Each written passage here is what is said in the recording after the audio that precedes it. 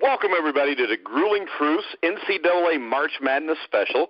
I'm your host, Mike Goodpaster. Right now, I want to welcome in my co-host for this March Madness show, John Einreinhofer. I just said your name wrong, but that's all right, John. I say everybody's name wrong. That's right, Mike. You got it right. Einreinhofer. It's a long one. I tell everybody you can just call me John. It's a lot easier. But, all right, so at the end of the show, I'll just say John, and then we'll sign off. But, all right, so we're 2017 March Madness show. Well, let's go ahead and let's look at the top four picks, the top four seeds. We got Villanova, which won last year's NCAA men's basketball championship on a three-pointer at the buzzer in what I think may have been the greatest championship game ever played. The other number one seeds include North Carolina, who I do not agree with as a number one. That's the team Villanova beat in a thrilling championship game last year. You've got Kansas, which has now received a top seed 7 times in Bill Self's 14 seasons. And then you've got Gonzaga, 32-1 from the West Coast Conference. Do you agree or disagree with the top four seeds? I actually basically agree, Mike. I know the North Carolina and the Duke debate, and just heard Coach Calipari talking a little while ago, and I agree with him on this. And he didn't. I don't think he really even had an opinion either way. But we don't know exactly at this point, except for getting an automatic bid for those mid-major schools where they have to have it. What the conference tournaments mean? They don't necessarily seem to move anybody up a seed. They don't seem to. Kansas went out in the first round to TCU, didn't move them down a seed. So what do the conference tournaments mean? The reason, though, I don't necessarily disagree with the North Carolina is I'm a little bit of a purist in that sense that fans are so obsessed with playoffs at all levels of sports in all different sports. I kind of like when the regular season used to mean a little bit more, and I think that's even hurt college basketball to a degree. You've got a lot of viewers, sure, on March Madness, but the regular season ratings have gone down, and if they want to make the regular season mean more to me, and in terms of a North Carolina, that would mean a seed, that's actually fine with me. Yeah, I mean, my problem is this. I'm not a Kentucky Wildcat fan. But I think the way they've played to finish out the season, I mean, I think they're a really dangerous team entering the tournament. They're 29-5, which is a better record, which I know doesn't necessarily matter because they're not in the ACC, they're in the SEC, which overall is a fairly weak conference this year, and unless it's football, it usually is. But I think the Kentucky Wildcats have a case for it. I mean, you had about a 2 or 3 week stretch where they didn't play very well, probably about a month and a half ago, but overall, I think Kentucky deserves a number one seed. Yeah, of course, Kansas did beat Kentucky at Kentucky. That's the main feather in their cap this season. The SEC is not quite what it used to be, but I agree with you, Mike, that with the kind of with the kind of talent that Calipari brings into Kentucky. Yeah, but see, I got no problem with Kansas being a one seed. My problem is North Carolina, and I know Carolina, had the close win, but I don't know. Overall, I just think Kentucky's a better team than North Carolina. And I think Duke should be in before North Carolina, too, at the number one. Yeah, I was thinking that with Duke, with their run in the ACC tournament, the way they were viewed in the preseason, you and I had mentioned a little bit before the show, two of the teams that were regarded highly in the preseason, of course, Iowa State and Duke. Of course, Iowa State not on the level of Duke in the preseason, but that maybe had some troubles, but came on at the end. Those are two of the teams you're thinking about. Anybody would worry about a hot Duke team, of course, with Coach K and their history. So I think a lot of people thought that they would get that number one seed as tournament champs instead of North Carolina, but didn't happen. They looked more at the regular season body of work. All right, so let's go ahead and start breaking down the brackets. We'll start off with the East, where Villanova's the number one, Duke's the number two. I think everybody's looking forward to a game at Madison Square Garden between Villanova and Duke. Villanova, of course, they get the 16-1 game, which we all know how that usually ends up. And with Mount St. Mary's and them there, I think it's probably the same way as normal. You get Wisconsin, Virginia Tech, and then you got Virginia, UNC, Wilmington, Florida, East Tennessee State, SMU against the winner to play-in game between Providence and USC, Baylor, New Mexico State, South Carolina, Marquette, Duke, and Troy. See any upsets in those first-round matchups? Well, I don't know. A lot of people were saying when the brackets were announced that East Tennessee State over Florida, that Florida got a 4 seed, but that they've been having some problems here later in the season, injuries, et cetera, that might be an upset possibility. Myself, no, it doesn't really. Nobody in this bracket really does jump at me as upset potential. I didn't see anybody that really particularly jumped at me as a possible upset here, unless you have the Big East has been pretty highly regarded by the committee. You've got Providence coming out of a play-in game.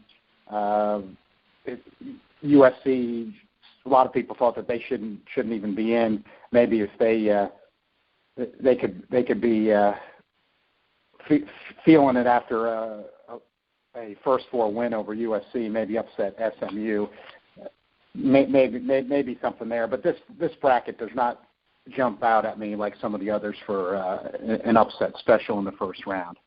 No, I think this is an easy bracket, I think, for Villanova and Duke. I think you're going to get the matchup there. The upset I see is UNC Wilmington over Virginia. I think Virginia's 6-7 in their last 13 games. They haven't played really well. So I think UNC Wilmington can get to the Sweet 16. And actually in my bracket, that's where I got them going. But I think this ends up Villanova against Duke. And I think I'm going with Villanova to go to the Final Four again. I also have Villanova going to the Final Four again. I like the way that they've played all season. I agree with you.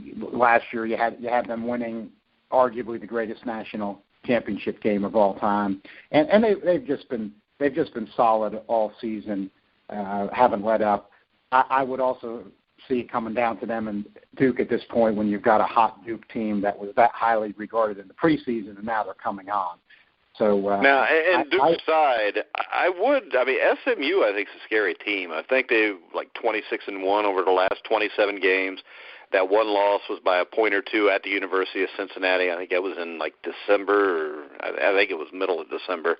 So I think SMU is a team that could give them trouble.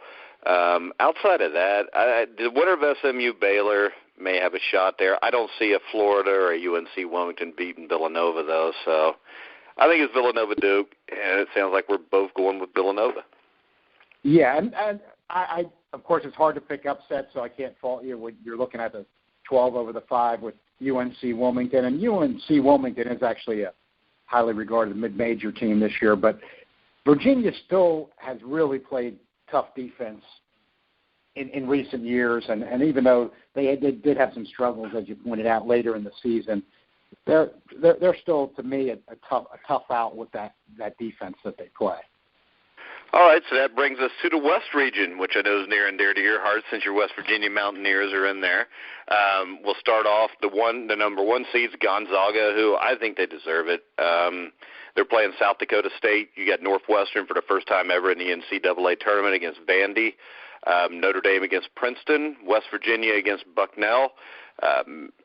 Maryland against Xavier, Florida State against Florida Gulf Coast, St. Mary's against Virginia Commonwealth, Arizona against North Dakota. See any upsets here? I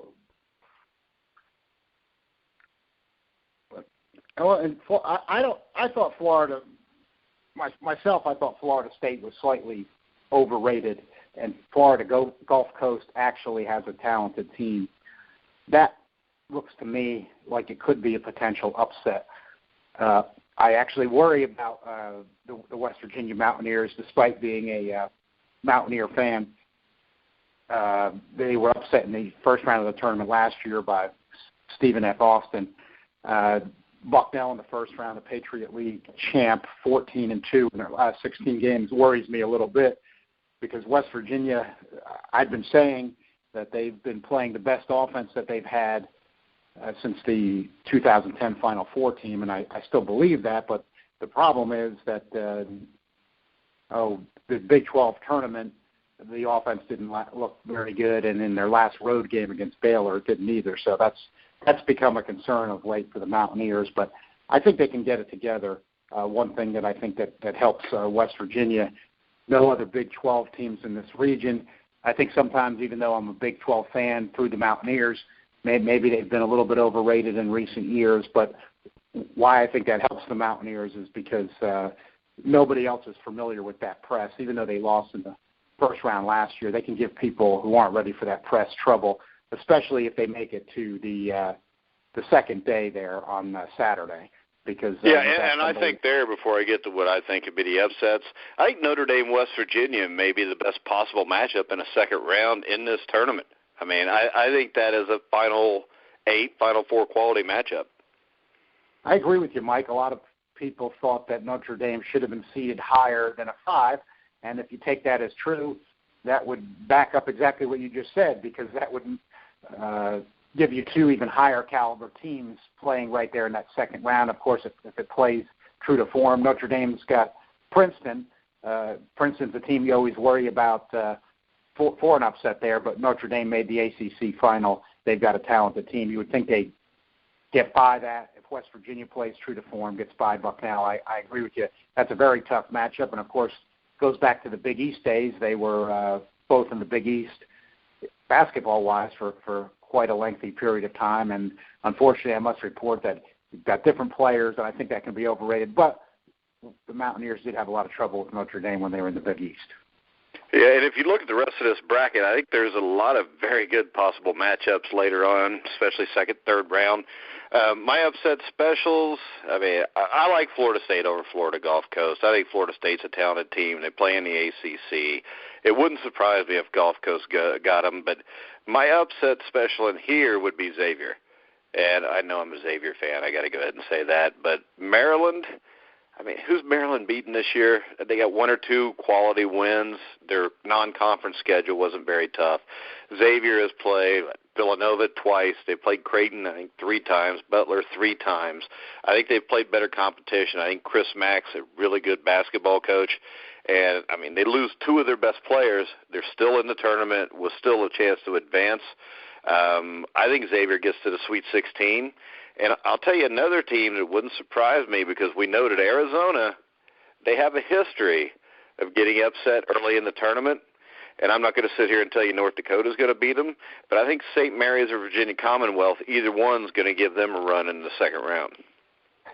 There, I have to disagree. I've got Arizona going to the Final 4. I think 30-4 out of the Pac-12. Even though being a West Virginia Mountaineer fan and following the Mountaineers all year, I think the Mountaineers can give it a run there, but not quite to the Final 4. I think they could give it a run to the Elite 8, and I think that Arizona is going to be my team coming out of that region for the Final 4.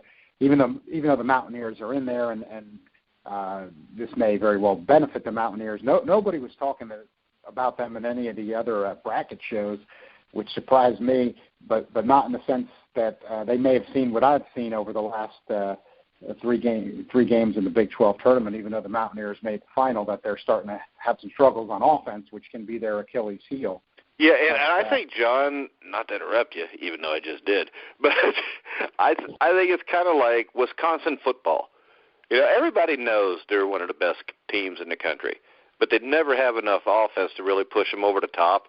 So I think when people see West Virginia, 23-8, 24-8, whatever it is, that they just assume that they can't shoot the ball, which me and you talked about a few weeks ago. I think they shoot the ball better than what they had in the past, but you always have that fear in the back of your mind that they're going to go out and shoot 50% from the free throw line and 28% from the field and get beat by somebody. And I really like Notre Dame. They played really well at the end of the season.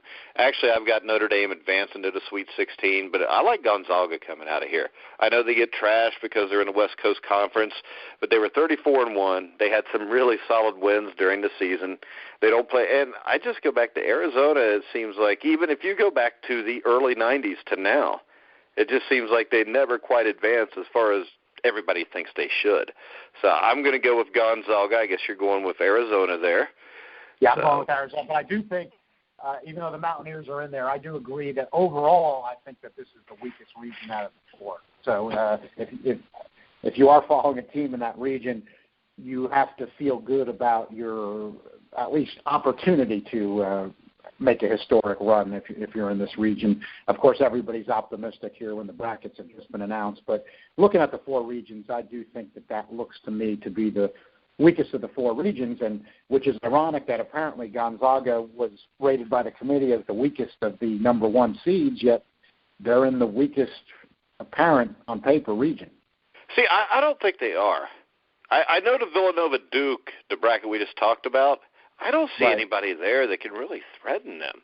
I mean, with Gonzaga and Arizona, though, you've got teams like Notre Dame, West Virginia, even Vandy, Northwestern has shown that they can play. You got St. Mary's there, who's a 7 seed, that pretty much all their losses outside of one came to Gonzaga, who's the number 1 seed.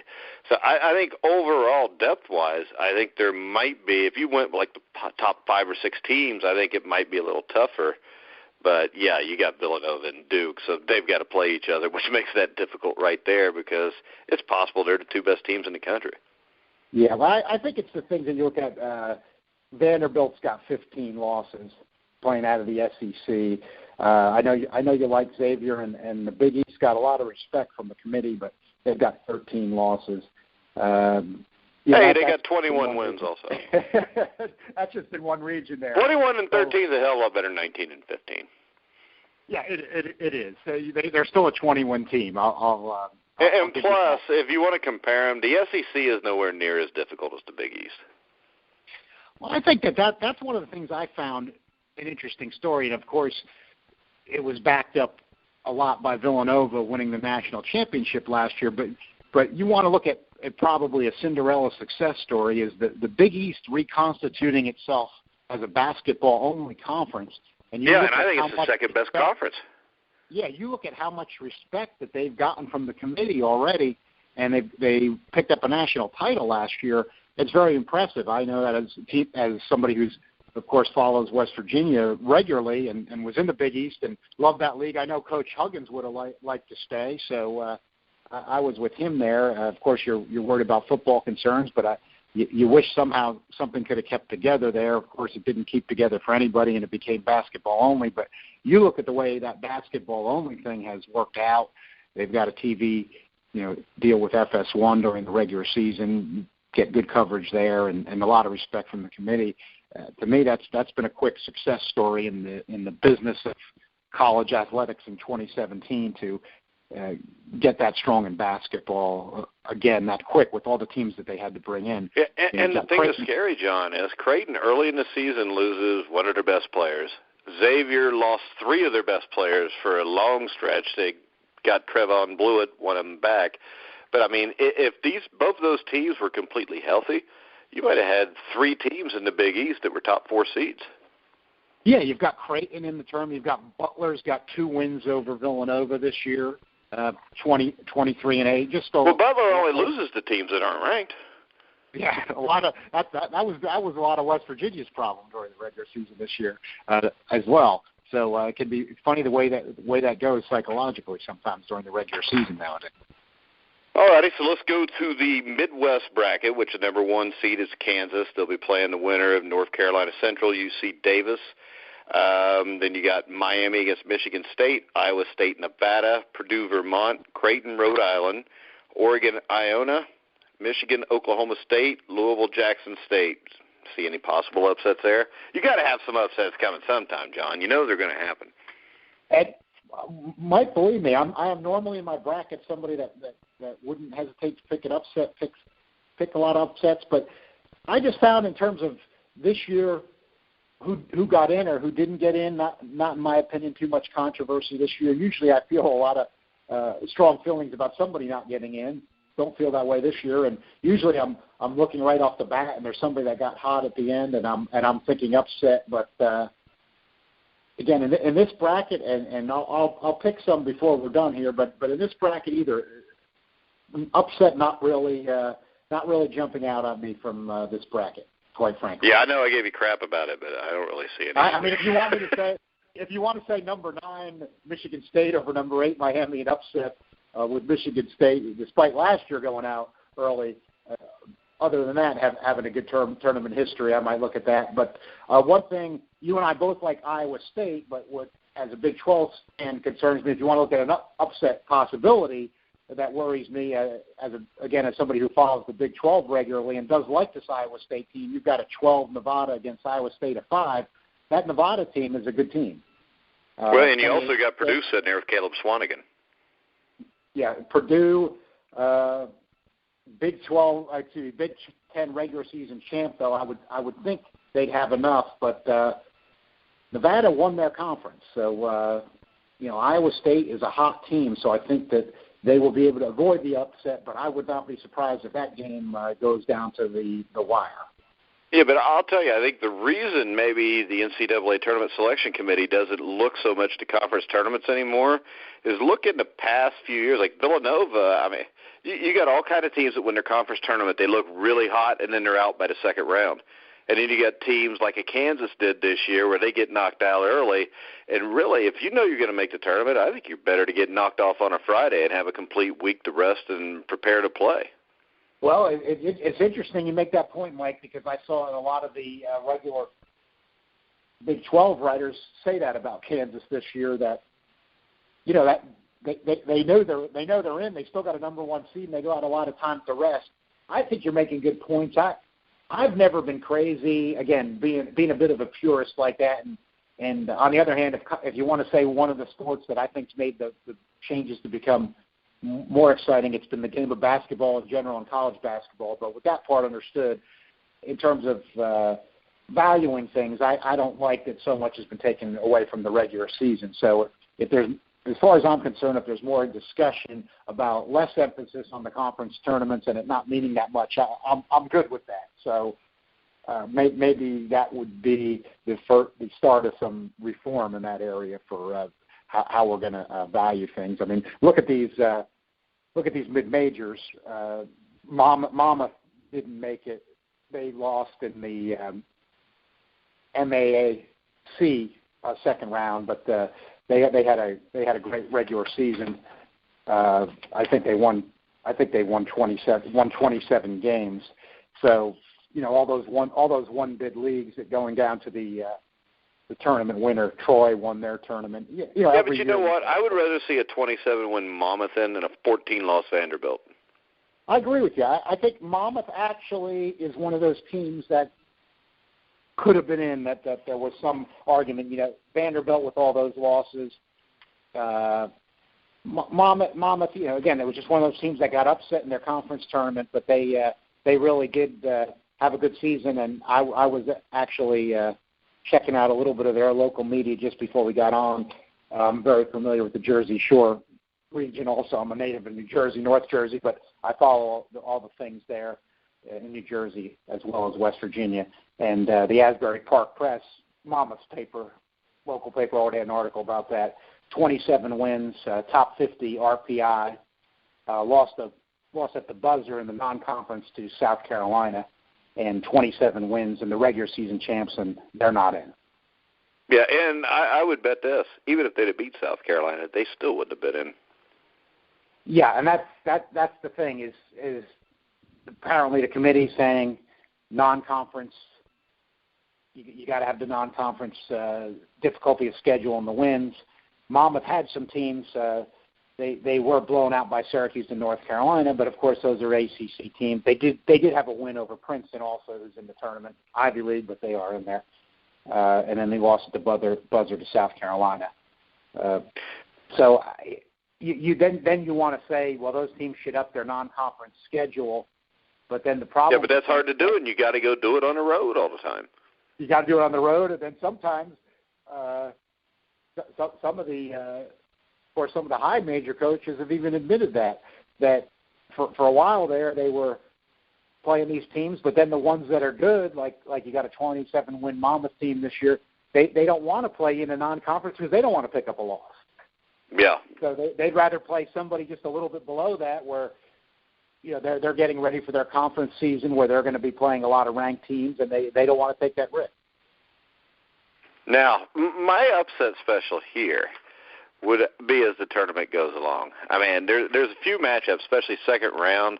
There's some great matchups in this region. I mean, you got Iowa State, Purdue, possibly Creighton against Oregon, but the game that stands out to me is Michigan-Louisville. And I think the winner of Michigan-Louisville goes to the Final Four, and I'm leaning towards Michigan right now. I mean, they may be the hottest team going right now. I mean, I like Michigan a lot here. I like Louisville, too, though, which kind of stops me there. But I like Michigan. I agree with your analysis there. I like those two teams. No one's got more respect for John Beilein than myself. I saw him coach West Virginia and completely turn around the program in the Big East when the Big East was the toughest conference in the country. And I know what the guy can do, and he coaches out there. He's been a head coach at every level he's ever been at. He's never been an assistant coach, and I find that interesting. I think in football and basketball, to me, a lot of times those are the best. We see these coordinators getting brought in football and things like that, or somebody that was an assistant somewhere else. But a lot of these really great coaches are the coaches that work their way up, that were a head coach at every level and continued to win, and that's John Beilein. And he can come up with plays. He can scheme. He's got them hot now. I looked at it just the way you did. I picked Louisville coming out of that region, but I actually would agree with you there that those would be the two teams I like the most. And I do like the way Iowa State is playing overall. I think Iowa State can take Kansas down. Yeah, I agree. They're familiar with them. It's a good matchup for them. They're playing good offense. I also think they could beat Kansas. I think for Iowa State, it's ironic, but one of those classic 12-5 games they always talk about, they may have a lot of their difficulty just in the first round with Nevada there. But how many times have we seen a team like that have trouble in the first round? Everybody thinks they're in trouble, then they go ahead and they're in the Final Four before you know it. Yeah, and I think that could be the kind of team Iowa State could be this year. But I agree with you. I also then like Michigan a lot. I think Louisville probably just gets by them, but I would never count out John Beilein, especially when you see him having them play like they did in the Big Ten tournament. And I saw him do it with West Virginia when he had him just about in the Final Four. They just missed it when they had a big lead against Louisville in the tournament in the Elite Eight, and Louisville got him in overtime. But he really turned things around at West Virginia when things were very down when they had first gotten to the Big East for basketball. And just the guy's an outstanding coach. So when you see one of his teams getting hot, they should definitely be on your radar screen. All right. So who's your Final Four team out of the Midwest? I also like Louisville out of that. I think that they're a 2 seed playing at the ACC. Only 8 losses. You've got Pitino with his history and the talent. And I'm with you. I would think that Michigan could be the one team with their hot. They might stop them, but I think Louisville gets out of that and gets to the Final Four. Well, I'm going to go with Michigan to go to the Final Four. Not a bad pick the way they're playing and with Beilein at the helm. All right, that brings us to the South region, where we've got the number 1 seed North Carolina playing Texas Southern. Then you've got Arkansas against Seton Hall, Minnesota against Middle Tennessee State, Butler against Winthrop, University of Cincinnati will play the winner to play-in game between Kansas State and Wake Forest. UCLA will battle Kent State. Dayton will take on Wichita State, which I think is a great matchup in the first round. And then you've got Kentucky against the Northern Kentucky Norse. Who are your upsets here? Or do you have any? Yeah, you're running out of time for upsets, John. Well, I like Middle Tennessee State a lot. I also follow Conference USA because I follow Marshall basketball. Seen Middle Tennessee State a lot this year. Just watched them last night in the conference final against Marshall. Marshall had gotten hot in the conference tournament and was playing very well, and they had already lost to Middle Tennessee State twice during the regular season, and they gave it all they had. They were able to cut it to 2 in the second half, but they could just not stop them. This guy Potts that Middle Tennessee State has is a very, very underrated player. He just exploded last night. He does everything out there. They've got a good transfer from Arkansas. That team's really come on in that conference. They beat Michigan State last year in the NCAA tournament in the first round in a big upset. They got a 30-4 record, they're 17-1, I believe, in the conference or in the regular season. They lost at UTEP. That was it. Beat them again in the conference tournament. I think that team is a dangerous team. That team has offense and it plays very, very tough defense. They've got both, so I think that they beat Minnesota in the first round. If you want to call it an upset, I also think Seton Hall will beat Arkansas. That's a 9 over an 8, so that would be a minor upset to say the least. But those are two lower seeds I've got, and I would also take Wichita State over Dayton. But I'll tell you, I think Kentucky. I mean, this is the toughest region. When you figure you got North Carolina, you got Kentucky, but Kentucky as a 2 seed, they have to play the winner of Dayton and Wichita State. Dayton and Wichita State are both teams that are capable of beating Kentucky. I agree, and Coach Calipari was saying that earlier tonight, that this is a region that when you had people complaining about some of the seeds, just some of the teams being seeded a little bit too low, this was the region that people were talking about, which then leads to a lot of tough teams in that region. So we're talking about the West being weak. When you look at the totality of the teams in this region, the South region looks very, very tough. A lot of these teams like we're talking about, like Middle Tennessee State is a good team, even as a 12 seed. We talked about the Big East being strong, and Seton Hall's a 9 seed. Wichita State is 30-4, and they got a 10 seed. Already when the brackets were released, that seemed to be the most. Yeah, it's a joke because Wichita State over the last 5-6 years has made some nice runs in the tournament. Hell, they ended up in the Final Four the one year. Yeah, they've had amazing tournament runs. They've got a great. And they were undefeated for the entire season and lost a classic overtime game to University of Kentucky when they got screwed because Kentucky was seated too high. Exactly. Or too low. Exactly, that's right. And they're 30-4. So it's not like they haven't played well all season. So somehow they're only a 10 seed. And I agree with you. Dayton is not a bad team by any means at 24-7, and they're a 7 seed. A lot of good teams in this region, but I think Middle Tennessee State can be an upset pick. That I think that's a good enough team to win a couple of games.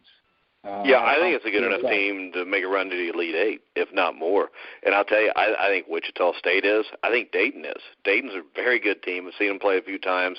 They had a few injuries earlier in the season. I mean, Butler, we know their tournament history. You never can count them out. And they beat Villanova twice. Sorry to interrupt you. Yeah, I think the University of Cincinnati is capable of making a little bit of noise. I agree with you. We haven't even talked about them, but Cincinnati at 29-4 just did not win the conference tournament, but they have one of the best defensive teams in the country. And and they shoot the ball better than what they have in the past. Yeah. It's kind of like what we talked about with West Virginia. I mean, Mick Cronin, kind of the same thing as Bob Huggins. His teams play hellacious defense, but when you get to the tournament, you got to be able to put the ball in the basket, especially from the free throw line, which West Virginia and UC have struggled with. But, I mean, you got a team like UCLA that had to play in the second round. I would give them a shot just because of the simple fact, teams that shoot three-pointers, the teams that really stuck in my mind here were the Rick Pitino teams in the early 90s at Kentucky, where they'd get in the tournament and they would just bludgeon people, hitting threes all over the place. And then Sweet 16 game, Elite 8 game, all of a sudden they start missing the shots. And I think it's a lot to rely on hitting that many threes to win a national championship.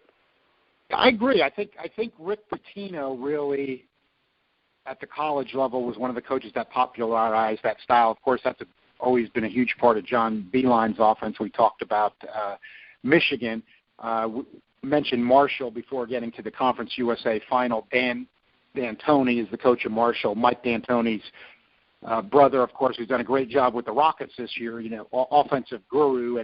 And they have these guys really, a lot of that three-point shooting philosophy is based on, we talk a lot about baseball analytics, well, it's gotten the basketball too. And the philosophy of the D'Antonis and these kind of coaches is that even though you mentioned you can get cold, but that overall, if you keep shooting those threes when you break down the percentages, you've got a better chance to win than just shooting twos. So they believe that the math actually but remember this, Kentucky didn't start winning a national championship until they started getting a low post presence to go with the three-point shooting.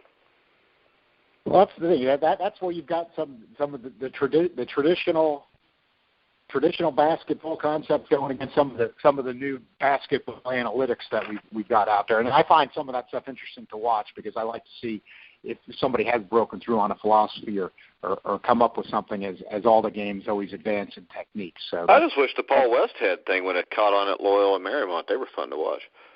Yeah, it's interesting when you see one of these styles that it's fun to watch. Some people argue against it.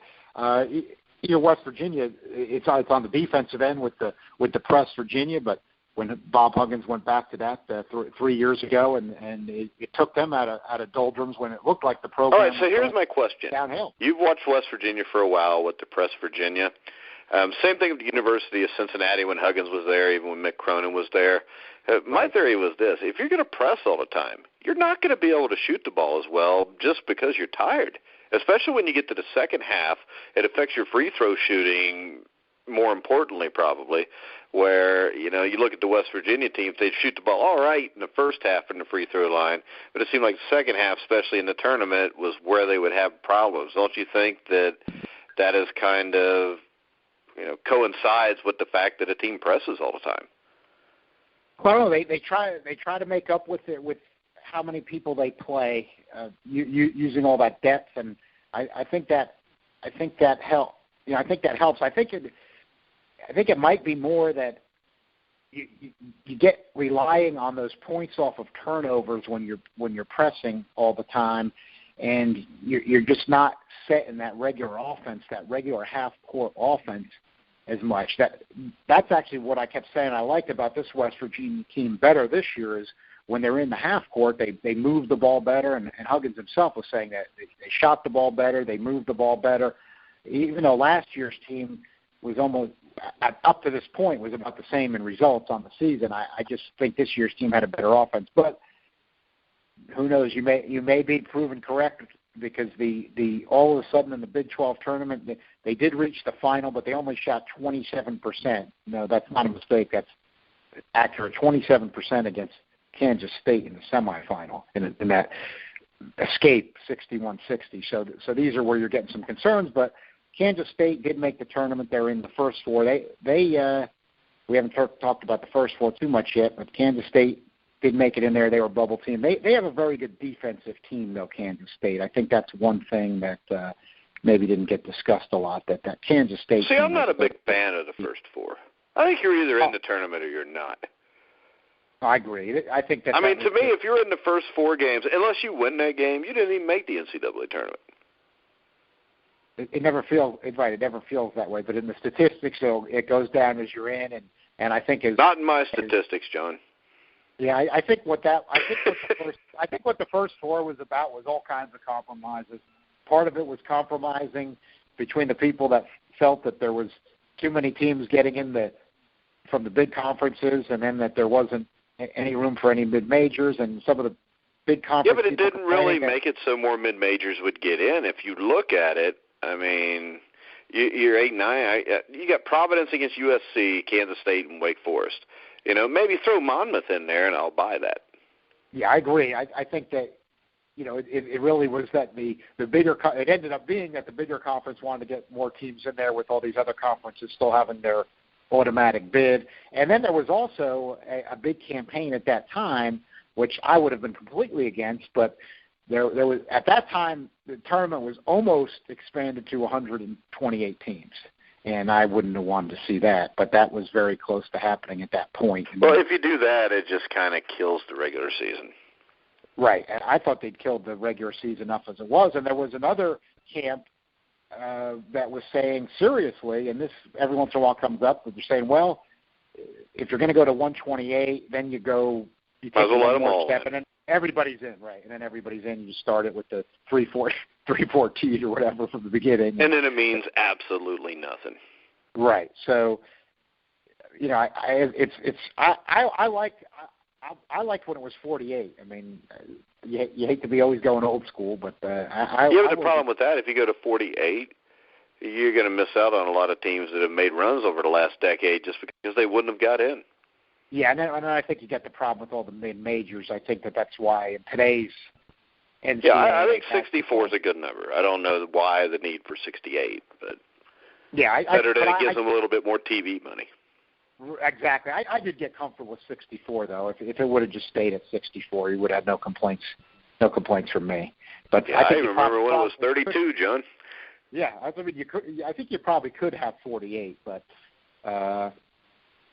64 wasn't bad. I don't like the first four thing too much. It's hard to make yourself tune in, but of course, what was surprising right off the bat was then when VCU had that run coming out of the first four.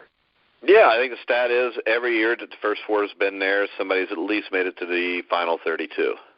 Yeah, that's correct. Which is surprising. I thought when they started it, I didn't think that those teams would go anywhere. All right, I got to bring this up because we've got a show every Monday night called North and Around on the Grueling Truth Sports Network. It's for the Northern Kentucky University men's basketball team, actually for the men's and the women's team. But Northern Kentucky University, this was the first year they were ever eligible to make the NCAA tournament. They won over 20 games. They had a great season. They went in. They won the Horizon League championship. They beat, I think, Wisconsin, Milwaukee in the championship game. And they get to play the University of Kentucky, which I know in Highland Heights, Kentucky will be about the biggest thing that ever happened to the area. Any thoughts on this game? I know you've seen probably Northern Kentucky because they played West Virginia early in the season. Yes, I have seen them. That's how I became familiar with them. And Coach Huggins did have a lot of respect for their program. I thought it's a good matchup. It's apparently just luck of the draw, but that as soon as it's not luck of the draw, John. I mean, they're sticking NKU and Kentucky and Indianapolis that will draw very good. That's good for college basketball as well as those schools. But it's good to see an interesting matchup like that in the first round. Of course, especially when you're talking about a 2 against a 15. We know a 16's never beaten a 1, so at least we can have a. But 15s have beaten 2s. Yes, Middle Tennessee beat Michigan State last year. Richmond or Syracuse in '91. Yeah, I think that was the first time a 15 beat a 2. I think that's right. Yeah, there have been 15s over 2s. So, and Northern Kentucky does not have a bad team. So I think that. No, the thing that's scary about Northern Kentucky is they only lose 1 or 2 of those guys, so they'll return them all next year. So they may go take their lumps this year, but I mean, number one, I mean, if you're recruiting in Northern Kentucky, Cincinnati area, or even down into around Lexington and stuff, the fact that you're in the tournament playing against UK may get a kid that may not quite be good enough to play at UK, may get him to come to NKU instead of going to Ohio State, a Michigan, a Cincinnati, or a Xavier. Oh, I agree. It definitely gets them on the radar screen, and of course, like you said, if Northern Kentucky can bring fans, which apparently they will, and we already know how big of a basketball following Kentucky has, one of the biggest, if not the biggest in the country. The way they draw at home, that's going to be something exciting. Even if Northern Kentucky can give them a good run and be in the game late in the second half, which, as we know how NCAA tournaments can go, those kind of things can happen. Could be a very, very big moment for their program, and it's just a much bigger moment than, let's say, if they were playing a Duke in the first round or something like that, just because it is, in fact, Kentucky.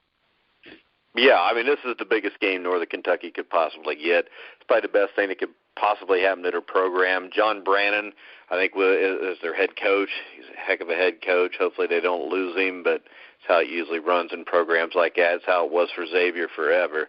They'd make a run to the Sweet 16 or the Elite 8, and then they'd immediately lose their coach. Chris Mack stayed since, but I'm real lucky because I'm in this area, and I mean, if you look, Northern Kentucky is probably about an hour and 20 minutes from Dayton. In between that hour and 20 minutes, you've got Cincinnati, you've got Xavier, you got Dayton, you got Northern Kentucky. And I mean, the basketball, the level of basketball around here and the level of talent is really good because most of those teams are filled up with local talent. So that'll tell you what the talent-wise is in the Southwest Ohio, Southeastern Indiana, and Northern Kentucky area. So yeah, we're excited about that. Go ahead. Those are areas where basketball is very popular, so you have more chance to get talent in that sense in those areas as well.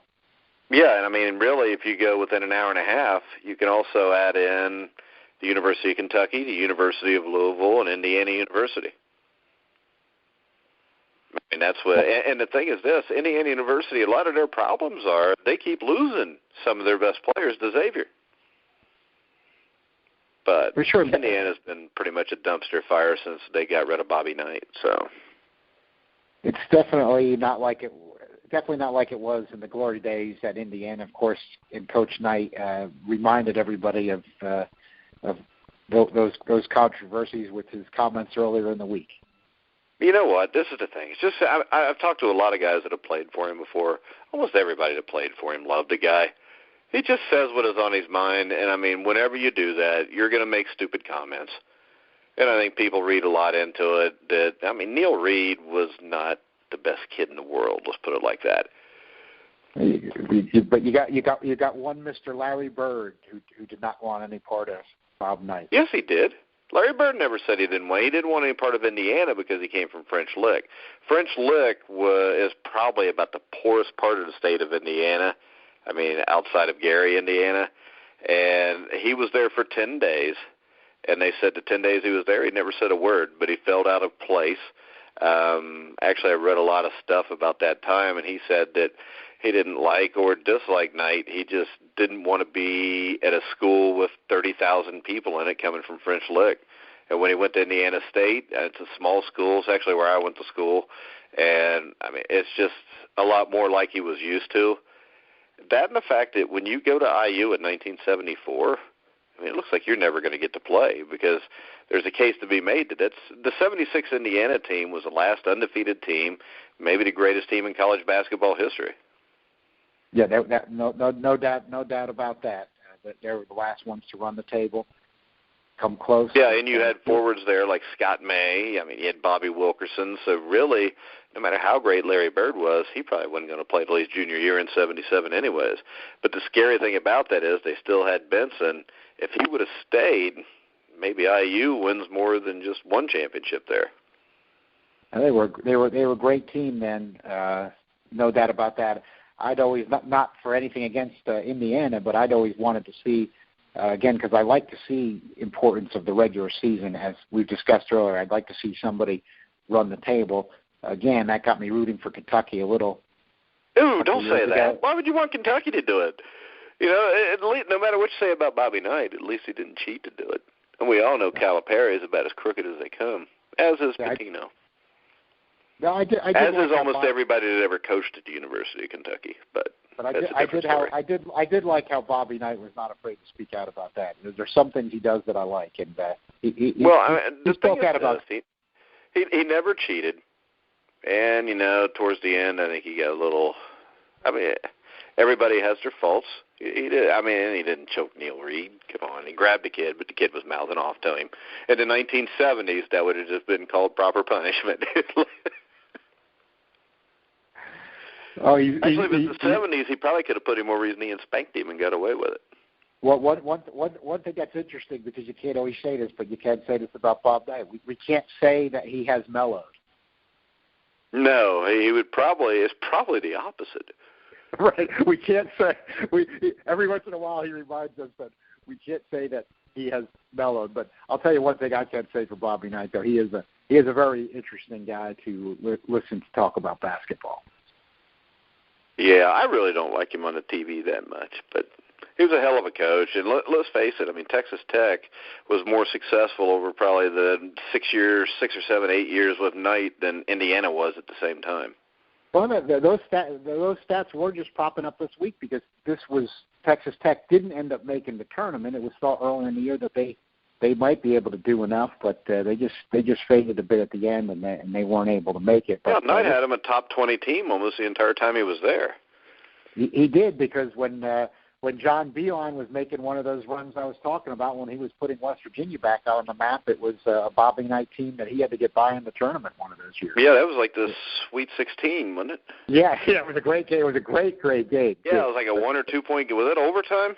I believe it was overtime. I think that one was overtime. Yep. Yeah, because, see, I'm one of these brainwashed Indiana people, so as soon as he got the job with Texas Tech, I had a 1-year-old son. I immediately called Texas Tech and ordered a infant jersey for my son, so we became big Texas Tech fans for a while. Yeah, they had a good run for a while there, and that was a great game in that run for Texas Tech. And when Beeline was really getting on his runs at WVU, that really was a classic. All right, I don't think we ever picked a Final Four team out of the South, John. Out of the South, I like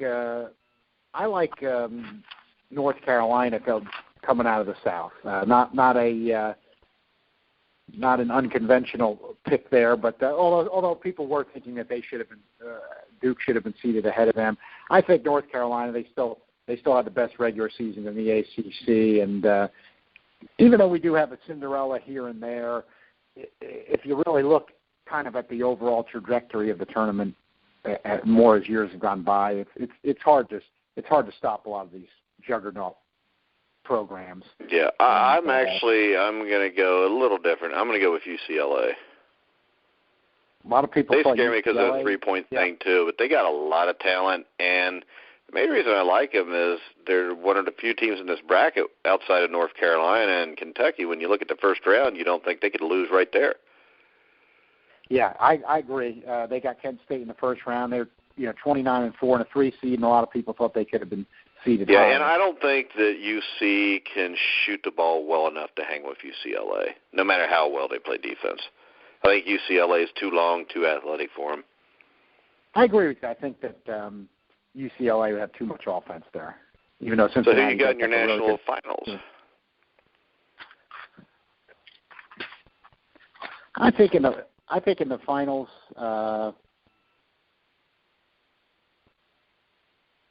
I like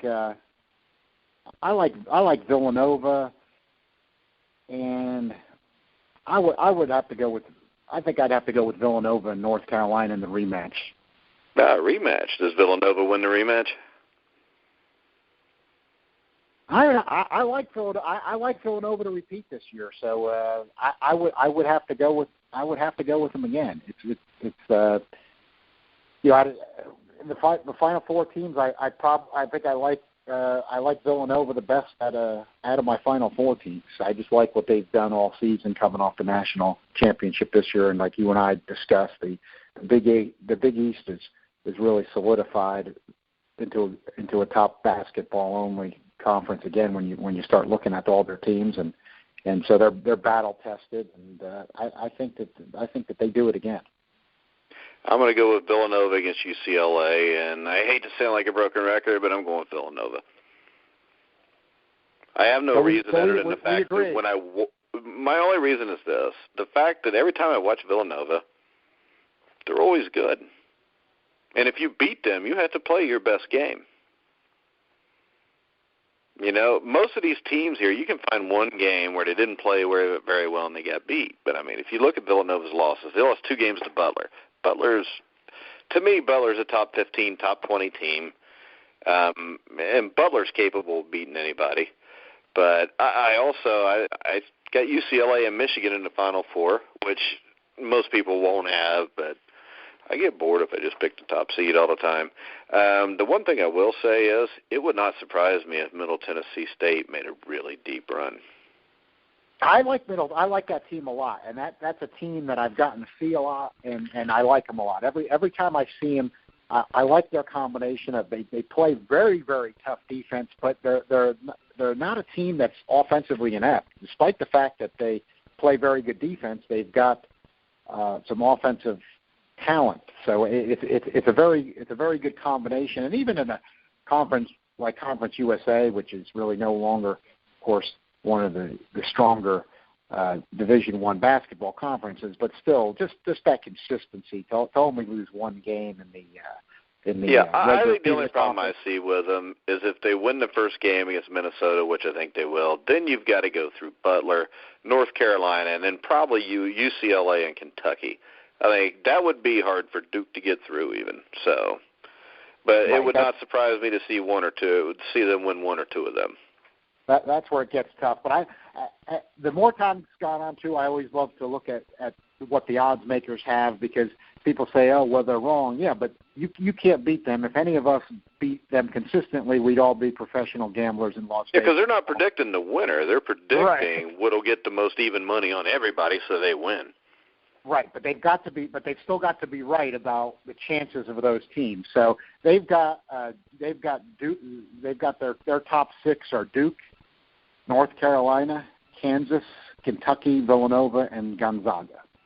Yeah, and I could see all 6 of those teams winning a national championship. So that's but the odds makers do agree with you in the sense of the way Duke's playing. They actually have Duke at number 1 at 5-1. Yeah. Well, I just don't think Duke's as good as Villanova when it comes down to it, though.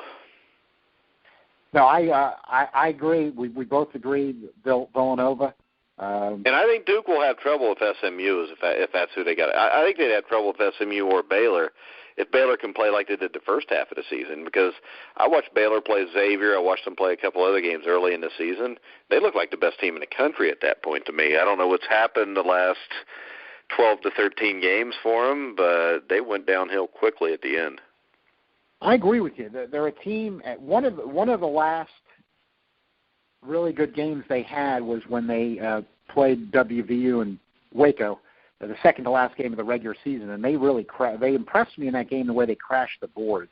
WVU usually never gets out rebounded, and Baylor Baylor's out-rebounded a them. complete team from what I saw. I mean, the one time I saw them complete was against Xavier, but that was a healthy Xavier who was undefeated at the time.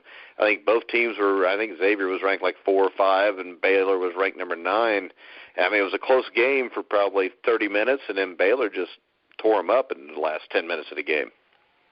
I agree with you. If they can play like they did in the first half of the season, or when they've got their game on, they kind of really did get discounted as they just slumped it late in the season. But maybe they shouldn't be completely counted out. As somebody who follows the Big 12 regularly, I do feel that the Big 12 really, overall, the league as a whole needs better tournament performance. You follow this stuff, of course, very closely, Mike, and you're always fighting with the other conferences for recruits, for respect, TV exposure, et cetera, and your conference really does need to perform well. You can maybe have a bad year here and there, but you need to perform well, and as much success as Bill Self's had at Kansas, and he's won the national championship. When you're at some of the superpower schools like that, the expectations are so high, and in some sense, understandably so.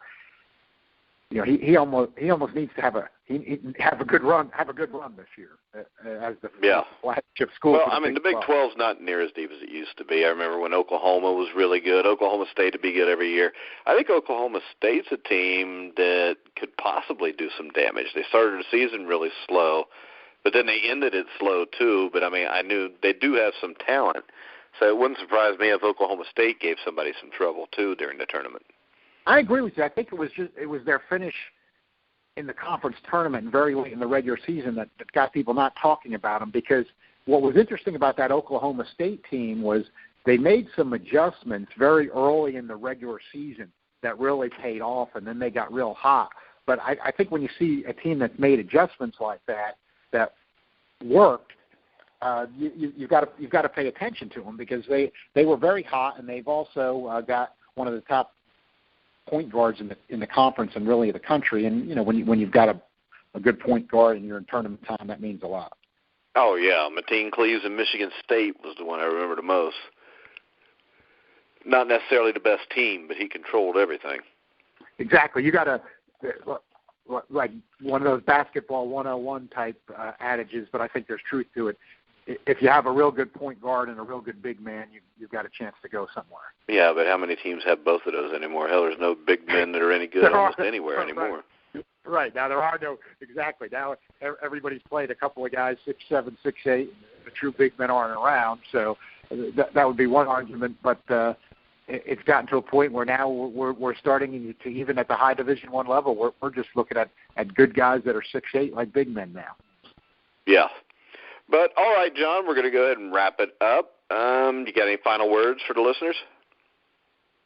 I think one thing that we didn't have this year as much as other years, not a real big debate this year about who didn't get in, just a little talk about Syracuse. We talked about Monmouth. Not really too much else there. And even though Syracuse is in the ACC, they had a lot of losses. So not a lot of controversy there, just a little talk about the seedings, but not too much controversy going in, so I think that means we feel generally we've gotten the teams that should be in there, and we've got a lot of good matchups as a result. So, of course, we'll yeah, I think most of the issues this year are seeding. Like, how the hell does Minnesota get a 5 seed and Wisconsin's an 8? Right. I mean, that makes no sense to me, especially since, once again, Wisconsin played in the conference championship game. Yeah, and Wisconsin did make it to the conference championship game. A couple of strange seeding decisions, and we talked about the Wichita State only having a 10 seed. But just a few of those things here and there. But and also, except for a couple of those little seeding things like we talked about, no real dramatic surprises. Already talked about who's in, who's out, and the number 1 seeds. This stuff was all, let's face it, this stuff was all projected a couple of weeks ago, and the conference tournaments, we discussed that earlier, didn't change things much. So I would say that this year's bracketology, the theme for me would be no surprises. Yeah. Yep, I agree with you, John. So maybe we'll get together next Monday night or Sunday night and break down the Sweet 16 if you want. That sounds good, Mike. Looking all right, and also make sure you listen to John's Mountaineer Report. Hey, we just came up with a name for the show. I just came up with that, as long as there's nobody else that calls their show Mountaineer Report. Yeah, but he'll be breaking down West Virginia's first-round matchup here in the next couple of days, so make sure you go to thegruelingtruth.net and check that out. You can check out thegruelingtruth.net's final top 25, which will be out Monday morning. Go to thegruelingtruth.net, check that out. You can hear all of our shows on iHeartRadio, iTunes, Spreaker, Stitcher, Google Music. Pretty much everywhere you hear podcasts, you can hear The Grueling Truth. So, for John Einreinhofer, did I get it, John? Perfect, Mike, and that's hard to do. Perfect, you're good. All right. So, for John Einreinhofer, I'm Mike Goodpaster. You've been listening to The Grueling Truth, where the legends speak.